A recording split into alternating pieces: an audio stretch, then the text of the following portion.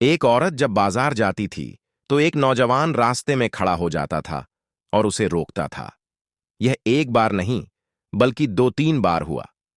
एक दिन औरत ने उस लड़के से पूछा, क्या बात है, तुम हर बार मेरे रास्ते में क्यों खड़े हो जाते हो? लड़के ने जवाब दिया, मैं तुम्हें पसंद करता हूं, तुमसे प्यार करता हूं। लड़की बोली, अच्छा, अगर ऐसी बात है तो मेरी एक शर्त है। लड़का उत्साहित होकर बोला, हाँ हाँ, जल्दी बताओ। लड़की ने कहा, शर्त यह है कि तुम लगातार 10 दिन सुबह उठकर मस्जिद में नमाज पढ़ोगे और एक भी नमाज कजा नहीं होनी चाहिए। लड़का बोला, ठीक है, फिर उसके बाद क्या? लड़की ने कहा, फिर मैं तुम्हारी हो जाऊंगी। लड़का मान गया और नमाज पढ़ना शुरू कर दिया।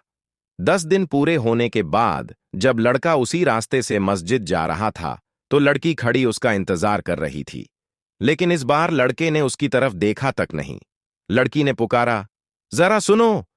लड़के ने नजरें झुका लीं और बोला, नमाज का वक्त निकल रहा है, मुझे जाने दो। इस तरह वह नौजवान सच्चा नमाजी बन गया और उसकी जिंदगी बदल गई।